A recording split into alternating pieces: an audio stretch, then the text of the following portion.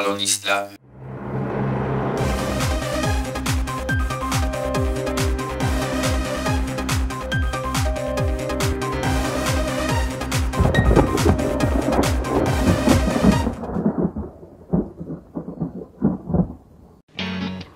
Dans le cochon, tout est bon. Et ce n'est pas qu'une expression, 98% du porc d'élevage est transformé.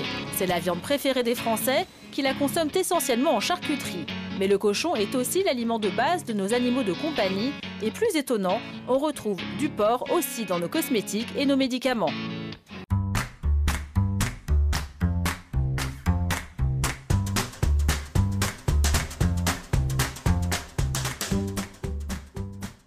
Le porc est la viande la plus consommée sur Terre, environ 38% de la production de viande dans le monde.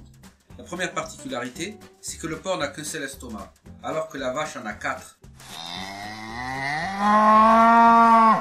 Il est aussi le seul à ne pas disposer d'une enzyme permettant de détruire les bases puriques et purimidiques pour les excréter dans les urines. Il y a des raisons pour lesquelles la viande de porc devient plus saturée de toxines que pour beaucoup d'autres animaux de ferme. La première raison a à voir avec le système digestif. Un porc digère ce qu'il mange assez rapidement, jusqu'à environ 4 heures, alors qu'une vache prend 24 bonnes heures pour digérer ce qu'elle a mangé. Au cours du processus de digestion, les animaux, y compris les humains, se débarrassent des toxines en excès ainsi que d'autres composants de la nourriture mangée qui pourraient être dangereux pour la santé. Puisque le système digestif du porc fonctionne plus rapidement, beaucoup de ces toxines restent dans son système digestif pour être stockées dans ses tissus adipeux, prêts pour notre consommation.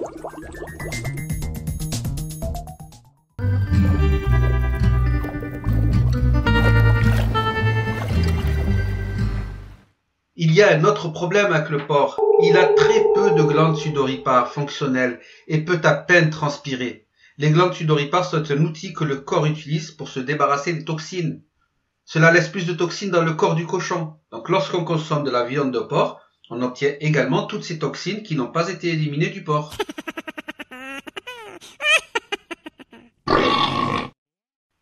Mais le plus grave reste à venir.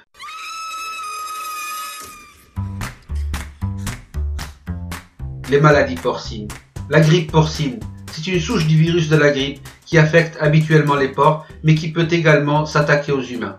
La grippe porcine chez l'être humain est une maladie respiratoire qui entraîne des symptômes semblables à ceux de la grippe humaine saisonnière. Il y a aussi la trichinellose, c'est une maladie d'origine animale transmissible à l'homme. L'homme se contamine en fait en consommant de la viande crue ou insuffisamment cuite d'animaux contaminés.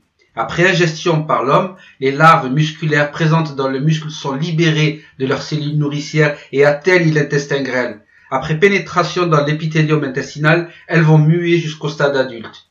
Les vers adultes vont se reproduire dans cet épithélium intestinal et les femelles vont produire des larves de nouveau-nés qui migrent de l'intestin vers les muscles striés squelettiques où elles s'enquistent et peuvent rester vivantes plusieurs années. Les animaux, dont l'homme, s'infestent donc en consommant de la viande contaminée crue ou insuffisamment cuite. Le plus souvent, on n'observe aucune manifestation chez ces animaux, ni aucune lésion visible à l'examen des carcasses. Chez l'homme, en revanche, la trichinellose peut conduire à de graves symptômes. Diarrhée, fièvre, œdème du visage, douleurs musculaires et signes nerveux, troubles de la vision avec des séquelles parfois irréversibles. Les porcs sont porteurs de nombreux virus et parasites qui se propagent chez l'homme soit par le contact direct, soit en mangeant leur viande. Ils sont les principaux transporteurs du ténia, du virus de l'hépatite E, du syndrome dysgénésique et respiratoire du porc, également appelé maladie de l'oreille bleue, du virus Nipah, du méningle-virus, des virus de la famille des Paramyxoviridae, etc. Chacun de ces parasites et virus peut entraîner de graves problèmes de santé qui peuvent durer des années. Ma parole en islam.